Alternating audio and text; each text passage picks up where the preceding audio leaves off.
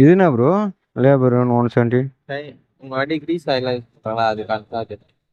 அது அதுலயே எனக்கு புரிஞ்சு போச்சு. சரி நம்ம ஷோரூமுக்கு போனோம்னா அடிக்க ஆரம்பிச்சிருவாங்க. என்னென்ன அடிச்சுக்கிறாங்கன்னு பாருங்களாம்.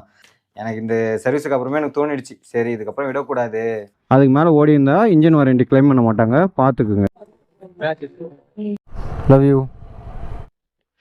ஹே hi friends, welcome to our channel. இப்போ நம்ம எங்க இருக்கோம் பார்த்தீங்கன்னா நம்ம சென்னையில் தாங்க இருக்கிறோம். இன்னைக்கு என்ன பிளாக் பார்க்க போறோம்னு பார்த்தீங்கன்னா நம்ம புதுசாக எம்டி பைக் எடுத்தோம்ல அதோட செகண்ட் சர்வீஸ் பிளாக் தாங்க பார்க்க போறீங்களே. ஃபர்ஸ்ட் சர்வீஸ் பண்ணிட்டேன். ஃபர்ஸ்ட் சர்வீஸ் வந்து 1000 கிலோமீட்டர் பண்ணேன். செகண்ட் சர்வீஸ் வந்து 5000 கிலோமீட்டர் பண்ண சொல்றாங்க. தேர்ட் சர்வீஸ் வந்து 9000 கிலோமீட்டர்ல. ஃபோர்த் சர்வீஸ் வந்து 13000 கிலோமீட்டருங்க. அதோட ஃப்ரீ சர்வீஸ் எல்லாம் முடிஞ்சிடும். Showroom service. அதுக்கப்புறம் நம்ம வெளியே தான் விட்டு பண்ணுற மாதிரி இருக்குங்க. அது வந்து கரெக்டாக ஒரு வருஷத்துக்கு கொடுக்குறாங்க. இப்போ நம்ம வந்து செகண்ட் சர்வீஸ் தான் பண்ண போகிறோம். அதோட பிளாக் தாங்க பார்க்க போகிறீங்களே. வாங்க சரி இதுக்கப்புறம் மொத்ததெல்லாம் மோட்டோ விளாகிங்கில் கண்டினியூ பண்ணுறேன். நீங்களும் கூட சேர்ந்து ட்ராவல் பண்ணுங்கள். ஃப்ரெண்ட்ஸ், எம்டி பைக்கை பார்க்கிங்லேருந்து எடுத்துட்டோம். இதுக்கு மாதம் 600 பார்க்கிங் தனியாக கட்டுறோம் ஃப்ரெண்ட்ஸ், வீட்டு வாடகை இல்லாமல். ஸ்பெண்டர் பைக் வந்து வீட்டு கீழே விட்டுக்குவேன். எம்டி பைக் மட்டும் பார்க்கிங்கில் விடுவாங்க. இப்போ நம்ம இங்கேருந்து எங்கே போகிறோம் பார்த்தீங்கன்னா எண்ணூரில் இருக்கிற மருதர் மோட்டார்ஸ் தாங்க போகிறோம். அங்கே தான் நம்ம எம்டி பைக் எடுத்தோம். நம்ம எடுக்கல, என்னோடய ஒய்ஃப் எடுத்து கொடுத்தாங்கங்க. நான் ஃபஸ்ட் சர்வீஸ் அங்கே தான் பண்ணேன். சரி செகண்ட் சர்வீஸ் அந்த 4 சர்வீஸுமே அங்கேயே பண்ணிடலாம் அப்படின்னு சொல்லிட்டு தாங்க அங்கேயே போகிறேன். இங்கேருந்து அது எத்தனை கிலோமீட்டர்னு பார்த்தீங்கன்னா 10 கிலோமீட்டர்ஸுங்க. கரெக்டாக இது வரைக்கும் நம்ம வண்டி எத்தனை கிலோமீட்டர் ஓடிக்குன்னு பார்த்தீங்கன்னா 4970 கிலோமீட்டர் ஓடிக்குதுங்க. இன்னும் ஒரு 10 கிலோமீட்டர் வச்சிங்கன்னா 4990 கிலோமீட்டருங்க. 10 கிலோமீட்டர் கம்மியாக இருக்கும் 5000க்கு. அதாவது அவங்க சொன்ன டேட்டுக்குள்ளே அவங்க சொன்ன கிலோமீட்டருக்குள்ளே ஓடி இருக்கணும். அதுக்கு மேலே ஓடி இருந்தால் இன்ஜின் வாரண்டி கிளைம் பண்ண மாட்டாங்க. பார்த்துக்குங்க. அது இந்த ஷோரூமும் கிடையாது, எல்லா ஷோரூம்லையும் அவங்க ஒரு டேட்டு போட்டு கொடுப்பாங்க. இந்த டேட்டுக்குள்ளே சர்வீஸ் பண்ணிடணும், அப்படி இல்லைனா இத்தனாயிரம் கிலோமீட்டருக்குள்ளே சர்வீஸ் பண்ணிடணும். அடுத்த சர்வீஸ் எத்தனாயிரம் கிலோமீட்டர் பார்த்தீங்கன்னா 9000 கிலோமீட்டரில் 5000 கிலோமீட்டர் ஓடிடுச்சுன்னா கணக்கு வச்சுட்டு அடுத்து 4000 கிலோமீட்டர் ஓட்டினா 9000 கிலோமீட்டரில் தேர்ட் சர்வீஸு. அப்புறம் 13000 கிலோமீட்டர் ஃபோர்த் சர்வீஸ். அதோட முடிஞ்சிடும் ஃப்ரீ சர்வீஸ். ஃப்ரீ சர்வீஸ்னால் அவங்க சர்வீஸுக்கும் வாட்டர் வாஷுக்கும் கேஷ் இல்லைன்னு நினைக்கிறேன். நான் வேறு மைக்கு கேட்குதா இல்லை ஆங்கிள் கரெக்டாக வச்சுருக்கேனா எதுவுமே நான் பார்க்கல. ஏன்னா எப்பயுமே ஒரு ஆங்கிள் வச்சு ஃபிக்ஸ் பண்ணுறோம் நல்லா டைட்டாக. சரி நம்ம ஹெல்மெட் இந்த வாட்டத்தில் தான் போடுவோம். கரெக்டாக ஹெல்மெட் நான் அட்ஜஸ்ட் பண்ணலாம், ஆங்கிள் மாறிவிடுங்க. நான் எப்பயும் போகிற மாதிரி ஹெல்மெட் கரெக்டாக சின்னக்கிட்ட வச்சு போட்டேன்னா ஆங்கிள் கரெக்டாக வந்துடும். சப்போஸ் கொஞ்சம் மேலே டவுனில் வச்சு பார்த்தோன்னா ஆங்கிள் கரெக்டாக வராது. இது ஆங்கிள் கரெக்டாக இருக்குதா இல்லைன்னே தெரில, கவனிக்கே இல்லை. சரி ஃபஸ்ட்டு மைக் செக் பண்ணி பார்ப்போம்னு சொல்லிட்டு ஆன் பண்ண தான் அப்படியே ஒரு ஃப்ளோவில் பேசின்னு வந்துட்டேன் உங்க கூட இவ்வளோ தூரம். ஃப்ரெண்ட்ஸ் மணலி வந்துட்டு ஃப்ரெண்ட்ஸ், இதோ இங்கே லெஃப்ட் சைடில் பக்கத்துலேயே இருக்குங்க Marudhar Motors. Manali main road. Okay பரவாயில்ல ப்ரோ. ஆமாம் ப்ரோ, ட்ரிப்பு தான் ப்ரோ போவோம், லாங் தான் போவோம். இதுக்கப்புறம் ஏர் ஃபில்டரா? ஏன் நல்லா இல்லையா ஏர் ஃபில்டர்? இப்போ மேக்ஸிமம் ஒரு 5-6 கிலோமீட்டர் தாங்க ஏர் ஃபில்டர். அது மேலே க்ளீன் பண்ணி யூஸ் பண்ணலாம். லோக்கல் யூஸ் பண்ணலாம். Okay okay okay. ஓட்டுறோம்னா மாற்றினோம் நல்லாயிருக்கும், மைலேஜ் நல்லாயிருக்கும். அதுக்கு எதனா லேபர் சார்ஜ் போடுவீங்களா? அதெல்லாம் கிடையாது இல்லை. பிரேக் பேடு மாற்றுறது மட்டும் லேபர் தனியாக வரும். மற்றபடி தனியாக வேறு என்ன பொருள் மட்டும் லேபர் வரும். ஏர் ஃபில்டர் வந்து அந்த ஃப்ரீ சர்வீஸோட ஆட் ஆகும். சரி சரி. எவ்வளோ சொன்னீங்க ரேட்டு? 251 ரூபா வரும். 251 ரூபாவா? எவ்வளோ ஓடும் இப்போ ஓடாமல் இருந்தால்? 4000 கிலோமீட்டர் அடுத்த சர்வீஸில் மாற்றிக்கலாமா ஏர் ஃபில்ட்ரு? அடுத்து 4000 கிலோமீட்டர் தான் ஓட்டுற மாதிரி இருக்கும். அடுத்து மாற்றிக்கலாமா இல்லை அதுக்குள்ளே போய்டுமா? லோக்கல்லே ஓட்டுறோம்னா இதே க்ளீன் பண்ணி போட்டு கொடுத்துறோம். சப்போஸ் நீங்கள் லாங் எங்கன்னா போகிறோம்னா ஏர் ஃபில்டர் மாற்றிக்கணும். உங்கள் சாய்ஸ். இதே கூட க்ளீன் பண்ணி மாட்டோம், க்ளீன் பண்ணி மாட்டி கொடுத்துறோம். இல்லை நான் அதிகமாக லாங் ஓட்டுறேன்னா நீங்கள் மாற்றிக்கணும். நல்லாயிருக்கும் ஓட்டுறது. சரி ஓகே மாற்றிடுங்க. ஏர் ஃபில்டர் பண்ணி சேஞ்ச் போட்டு ஒரு பேஜஸ் மட்டும் பண்ணிக்கலாம்.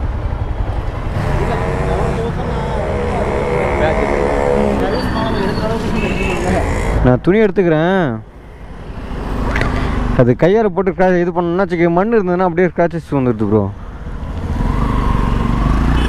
இருக்கு பாருங்க. இந்த அளவுக்கு மைல்டா எப்படி ப்ரோ? மைல்டாக ஆகுது. அது ரொம்ப பண்ண முடியாது.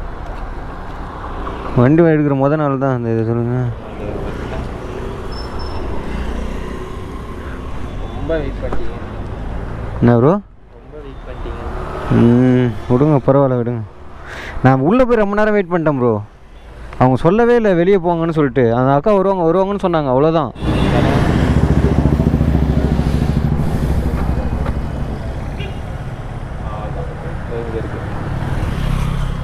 இங்கெல்லாம் வரதான் செய்யும். எனக்கு செயின் க்ளீன் பண்ணால் மட்டும் போதும், லூப்லாம் பண்ண தேவையில்ல. ஆமாம் லூப் நான் பண்ணிக்கிறேன். இது என்ன ப்ரோ? லேபர் 170. சரி, உங்கள் வண்டி கிரீஸ் ஆயில் யூஸ் பண்ணுறாங்களா? அது சார்ஜ் அதுக்கு மட்டும் தான் சார்ஜ். அவ்வளோ ப்ரோ ஆகுது? பண்ணுறாங்க எல்லாத்துக்கும். எல்லா சர்வீஸ்லையும்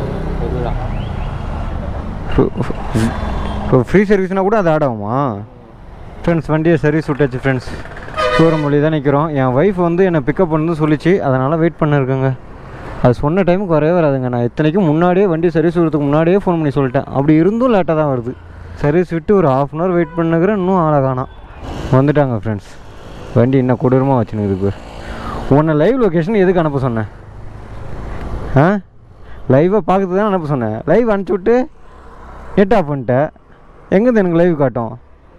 அப்புறம் ஃபோன் பண்ணிட்டு தான் இருப்பேன். உட்கார இவ்வளோ பேச்சு பேசுகிறோம். போட்டார் வலிக்கும் உனக்கு. போயிட்டு வரேன்னு சொன்னேன். பாய், லவ் யூ சொல்கிறா ஃப்ரெண்ட்ஸ். பைக்கு ஷோரூம்லேருந்து எடுத்துன்னு வந்துட்டோம் ஃப்ரெண்ட்ஸ். பைக்கை நம்ம காலையில் எத்தனை மணிக்கு விட்டோன்னு பார்த்தீங்கன்னா காலையில் 11:30 மணிக்கு விட்டோங்க. ஆனால் பைக்கு நம்ம கைக்கு வந்தது நைட்டு 7:45 தாங்க நம்ம கைக்கே வந்தது. ஜென்ரல் சர்வீஸ் தான் அவ்வளோ நேரம் ஏன் வச்சுருக்கிறாங்கன்னு தெரியல. அங்கே வந்து கார்டு போடுவாங்க, யார் முன்னாடி வராங்களோ அவங்க வண்டி முன்னாடி போகிற மாதிரி கார்டு போடுவாங்க. ஆனால் நம்மளுக்கு வந்து பெருசாக எதனா வேலை இருந்தால் பரவாயில்ல, பின்னாடி வரலாம். ஆனால் நம்ம வேலை சின்ன சின்ன வேலை தான். சின்ன சின்ன வேலைகளே கிடையாது, அவங்களே எடுத்துக்கிட்டாங்க. அப்படி என்னென்னு பார்த்தீங்கன்னா, ஃபஸ்ட்டு பில்லு எவ்வளோ வந்ததுன்னு சொல்லிடுறேன். 1396 ரூபாங்க செகண்ட் சர்வீஸுக்கு. ஃபஸ்ட் சர்வீஸுக்கு வந்து எனக்கு 1200 1300 வர வேண்டியது. என் ஃப்ரெண்டு சொன்னான். அவன் சொல் பேச்சு கேட்டதுனால எனக்கு 900 சில்லறையிலே முடிஞ்சிச்சு. 985 ரூபா எவ்வளோ தான் ஆச்சு. ஆயில் ஃபில்ட்ரு, அதுக்கப்புறம் அவங்க எக்ஸ்ட்ரா ஃபிட்டிங் 2 இது போட்டாங்க. அதனால் அவ்வளோ ரேட் வந்துச்சு. ஆனால் அதுக்கப்புறம் கம்மி பண்ண முடியாது. செகண்ட் சர்வீஸில் வந்து என்ன பண்ணிட்டாங்கன்னா, நான் தனியாக போனேன். ஃபர்ஸ்ட் வாட்டியும் தனியாக தான் போனேன். அவனை கேட்டு நான் பண்ணேன். 2வது வாட்டி அவனை கேட்காம பண்ணேன். அவனை கேட்காம பண்ணதுனால எனக்கு வந்து 1396 ரூபாங்க பில்லு. என்னாலும் பார்த்தீங்கன்னா ஏர் ஃபில்ட்ரு ஒன்று கொடுத்துட்டாங்க. வண்டி வாங்கி இது வரைக்கும் 5000 கிலோமீட்டர் தான் ஓடிக்குது. அதுக்குள்ளேயே ஏர் ஃபில்ட்ரு மாற்ற சொல்லிட்டாங்க. எனக்கு தெரியாது. நான் ஸ்பெண்டர் ப்ளஸ் பைக் வச்சு ஓட்டின்னு இருந்தேன். எனக்கு இந்த 150 சிசிக்கு மேலே இருக்கிற பைக்கை பற்றி எனக்கு எதுவும் தெரியாது. ஃபஸ்ட்டு ஸ்பெண்டர் பைக்கை பற்றி எனக்கு தெரியாது. அது எப்போ நான் ஓட்ட ஆரம்பித்தேன், எப்போ ரைடு போக ஆரம்பிச்சனோ அப்போ தான் அது ஒரு வாட்டி சர்வீஸ் விடுறப்ப பக்கத்தில் உட்காந்து மெக்கானிக்கிட்ட கேட்டு தெரிஞ்சுக்கிட்டேன். அதுக்கப்புறம் என் ஃப்ரெண்டு சொல்லினே இருப்பான், அப்பப்போ இது எதிரா அப்படின்னு சொல்லிட்டு. அதை வச்சு தான் ஸ்பெண்டர் பைக் பற்றி நான் தெரிஞ்சுக்கிட்டேன். இன்னும் முழுசாக தெரியாது.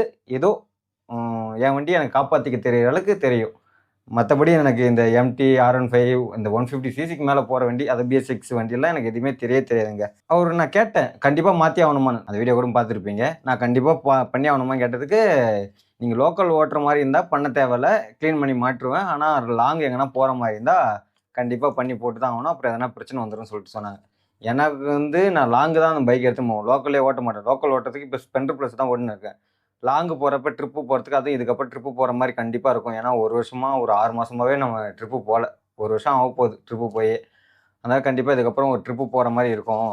இந்த சர்வீஸுக்காக தான் வெயிட் பண்ணியிருந்தேன். இந்த சர்வீஸ் முடிச்சுட்டு ட்ரிப்பு போகலான்னு இருந்தேன்.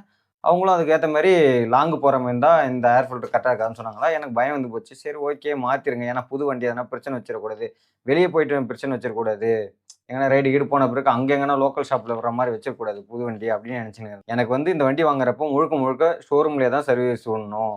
ஏன்னா அப்போனா தான் நம்ம இன்ஜின் வாரண்டி கிளைம் பண்ண முடியும் அப்படின்னு சொல்லிட்டுலாம் இது பண்ணாங்க. இந்த வீடியோவில் நிறைய சொல்லியிருப்பேன். அது திரும்ப உங்கள்கிட்ட சொல்ல விரும்பலை. ஆனால் இந்த வீடியோக்கு அப்புறம் என்னோடய மைண்ட் செட்டே மாறிடுச்சு. இந்த வீடியோக்கு அப்புறம் சொல்கிறதுக்கு முன்னாடி இந்த சர்வீஸுக்கு அப்புறம் எனக்கு ஃபஸ்ட்டு தெரியாதுங்க. அவ்வளோ தெளிவாக டீட்டெயிலாக தெரியாது. என் ஃப்ரெண்டு தான் சொன்னான், 2 இயர்ஸ் எக்ஸ்ட்ரா நீ வந்து இன்ஜின் வாரண்டி கிளைம் பண்ணிக்கடா, போட்டுக்கடா, ஒரு 1000 ரூபாய் கொடுத்தா அப்படின்னு சொல்லிட்டு சொன்னான். நானும் சரி ஓகே நல்லது தானே அப்படின்னு சொல்லிட்டு போட்டேன். ஆனால் இப்போ யோசிச்சு பார்த்தா அதை ஏன்டா போட்டோம் அப்படிங்கிற மாதிரி இருக்குது. ஏன்னா நமக்கு வந்து இன்ஜின் ப்ராப்ளம் ஆச்சுன்னா ஷோரூமில் கிளைம் பண்ணுறதுக்காக தான் நம்ம அந்த 1000 ரூபாய் போட்டோம். அவங்க அதுக்கு என்ன கிளைம் பண்ணுறாங்கன்னா, எல்லா சர்வீஸும் அவங்ககிட்ட தான் விட்டுருக்கணும். அவங்க சொன்ன டேட் படி, அவங்க சொன்ன டைம் படி நம்ம விட்டுருக்கணும். அப்படி இருந்தால் மட்டும்தான் அவங்க கிளைம் பண்ணுவாங்க. நம்ம வெளியே எங்கன்னா கொடுத்துட்டோன்னா அதை கிளைம் பண்ணவே மாட்டாங்க. வண்டியை வெளியே சர்வீஸ் விட்டோம், அதுக்கப்புறம் அதை நீங்கள் விட்டோன்னா ஏற்றுக்கவே மாட்டாங்க. அதுலேயே எனக்கு புரிஞ்சு போச்சு. சரி நம்ம ஷோரூமுக்கு போனோம்னா அடிக்க ஆரம்பிச்சிடுவாங்க. என்னென்ன அடிச்சுக்கிறாங்கன்னு பாருங்களேன். ஆயில் ஃபில்ட்ரு அதை விடுங்க. அது எங்கே போனாலும் ஒரு ரேட்டு ஃபிக்ஸட் ஆகிடும். அதுக்கப்புறம் ஏர் ஃபில்ட்ரு கூட விடுங்க. அது நான் தான், அது என் சைடில் தப்பு. எனக்கு தெரியாது. என் ஃப்ரெண்டு என்ன 5 வருஷம் ஆச்சு அவன் வண்டி எடுத்து. இது வரைக்கும் 1,00,000 கிலோமீட்டர் ஓட்டிருக்கான். ஆனால் 2 வாட்டி தான் ஏர் ஃபில்ட்ரு மாற்றிருக்கான்.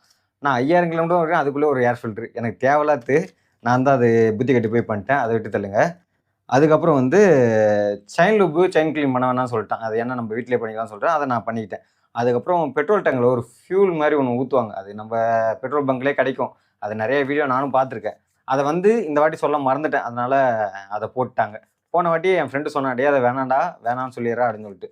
அதுவும் போட்டாங்க. அது எவ்வளோ சார்ஜ்னு பார்த்தீங்கன்னா, ஆயில் ஃபில்டர் வந்து ஆயில் மட்டும் 535ங்க. அப்புறம் ஆயில் ஃபில்டர் வந்து 247ங்க.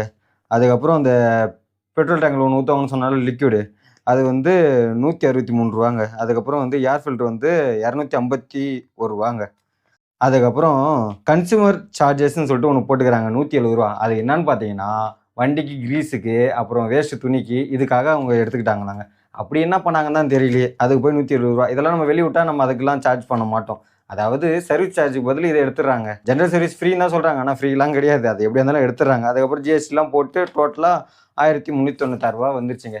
எனக்கு இந்த சர்வீஸுக்கு அப்புறமே எனக்கு தோணிடுச்சு. சரி இதுக்கப்புறம் விடக்கூடாது. இதுவே நான் இந்த சர்வீஸ வெளிய குடுத்து பண்ணியிருந்தா எனக்கு இவ்வளோ இதா இருக்காதுங்க. இவ்வளோ எக்ஸ்பென்ஸ் ஆயிருக்காது. ஒரு 100, 200 கண்டிப்பா கம்மியா இருக்கும். அந்த 100, 200 ஏன்டா பார்க்குற? நீ ஷோரூம்லயே விட்டு போடான்னு கேட்பீங்க. அந்த 100, 200 என்னோட பெட்ரோலுக்கு நான் காசு போட்டு நான் எங்கனா டிராவல் பண்ணுவேன். ஊர சுத்துவேன்.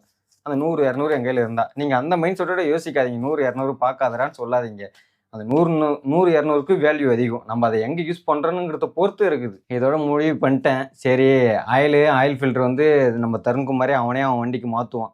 அவன கேட்டு அவன்கிட்ட தெரிஞ்சுக்கிட்டு நம்மளும் நம்ம வண்டிக்கு அப்படி மாத்திக்கலாம். அதுக்கப்புறம் வந்து எதனா நம்மளால பண்ண முடியாத ஒரு வேலைகள் இருக்கும்ல. வண்டியில என்ன பிரச்சனைன்னு தெரியாம இருக்கும். அந்த பிரச்சனைய நம்மளால சால்வ் பண்ணாம முடியாம கூட இருக்கும். அந்த பிரச்சனைனா நம்ம வந்து மெக்கானிக் ஷாப். அந்த மெக்கானிக் ஷாப் வந்து நமக்கு ரொம்ப க்ளோஸான ஆளா, நமக்கு நம்பிக்கை தரமான ஒரு ஆளா இருக்கணும். அவங்க கிட்ட தான் வண்டி விட்டு ரெகுலரா ஆரம்பத்துலருந்து எண்ட் வரைக்குமே அந்த வண்டி நம்ம கையில இருக்க வரைக்குமே அவர்கிட்ட மட்டும் தான் விடுற மாரி இருக்கணும். அப்படியேப்பட்ட ஒரு ஆளுகிட்ட மட்டும் தான் வண்டி சர்வீஸ் விடணும். வெளியலாம் விட்டோம்னா என்ன நடக்கும், ஏது நடக்குன்னே தெரியாது. ஏன்னா நான் ஸ்பெண்டர் வண்டியில நம்ம அனுபவப்பட்டேன். நீங்க யாருன்னா வண்டி எடுக்கிற மாரின்னா இதெல்லாம் தெரிஞ்சுக்கிட்டு எடுங்க. 4 இடத்துல விசாரிங்க. கேட்டு நானே அவ்வளோக்கு அவ்வளோ தெரிஞ்சு எடுக்க முடியும்னு தான் தெரிஞ்சுக்கிட்டு எடுத்தேன். அப்படி இருந்துமே ஒரு சில விஷயம் என் மைண்ட்ல ஏறல. இப்பதான் ஒண்ணு ஒண்ணா அனுபவப்படுறப்ப மட்டும் தான் ஏறுது. இதுக்கப்புறம் நான் சொல்றதுக்கு ஒண்ணுமே இல்லங்க. நீங்களா பார்த்து ஒழுங்கா தெரிஞ்சுக்கிட்டு, தெளிவா உங்க ஃப்ரெண்டுகள கேட்டுக்கிட்டு, இல்ல 4 இடத்துல விசாரிச்சுக்கிட்டு, YouTubeல வீடியோ பார்த்து தெளிவா ஒரு வண்டி எடுங்க. எடுத்தீங்கன்னா, அது ரீசன் உங்களுக்கு தெரியணும். எதனால இந்த வண்டி எடுத்தேன்? இதுல 1008 குறை சொன்னாலும், அந்த ரீசன் இருக்கனால தான் இந்த வண்டி எடுத்தேனுங்கிறது நீங்க ஸ்டெடியா இருக்கணும், கான்ஃபிடென்ட்டா இருக்கணும். ஒருத்தன் சொன்ன உடனே நீங்க மனச அலைப்பாய விடக்கூடாது. சரி ஓகே ஃப்ரெண்ட்ஸ். இதோட இந்த வீடியோ எண்ட் பண்ணிக்கிறேன். நம்ம வீடியோ யாருனா புதுசா போனீங்கன்னா, மறக்காம சப்ஸ்கிரைப் பட்டன அழுத்திட்டு சப்ஸ்கிரைப் மட்டும் பண்ணிட்டு போயிடுங்க. உங்களோட ஆதரவு எனக்கு மிக மிக தேவைப்படுது ஃப்ரெண்ட்ஸ். Okay friends. பாய்.